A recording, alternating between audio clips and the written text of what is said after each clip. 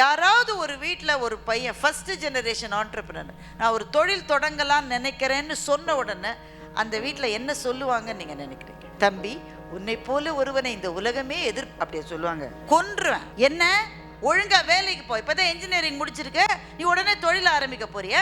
ஏதுரா வேலையில செஞ்சோம், மாசம் வீட்டுக்கு இவ்வளவு கொடுத்தா, அப்பா இவ்வளவு கடனை வாங்கி வச்சிருக்காரு, அவர் குடும்பமே சரியில்லை, ஒன்னதான் நான் நம்பி இப்படிதான் நான் ஆரம்பிக்கும். அம்மா புரியலம்மா, எனக்கு ஒரு ஐடியா இருக்குமா, அதை நான் அடுத்த லெவலுக்கு எடுத்துட்டு போறேன். ஒரு ஐடியா வேணும், ஒரு கழுதியும் தேவை, ஒழுங்கா கிடைக்கும். இதுதானே, இந்த அட்வைஸ் தானே கிடைக்கும். சரி, அவங்க தான் கொஞ்சம் போன தலைமுறையை சேர்ந்தவர்கள், பயப்படுறாங்க. சரி, நம்ம ஃப்ரெண்ட்ஸ் கிட்ட வேணா பேசி பார்க்கலாம். அப்படி 4 நண்பர்கள்ட்ட பேசினா, மச்சான் இதெல்லாம் நமக்கு எதுக்குடா மச்சான். சில பேர் இன்னும் கவுண்டமணி ஒரு படத்துல ஒரு டயலாக் சொன்னார்ல, மன்னன் படம் ஞாபகம் இருக்கா உங்களுக்கு? அதுல அந்த சினிமாவுக்கு போயிட்டு அந்த வியர்வையெல்லாம் புழிஞ்சு சினிமா பார்த்தா கடைசியில் இவங்க கம்பெனி முதலாளியே அங்க வந்துருவாங்க. அப்ப கவுண்டமணி சொல்லுவார், இந்த நாட்டுல தொழிலதிபர்கள் தொல்லை தாங்க முடியலப்பா.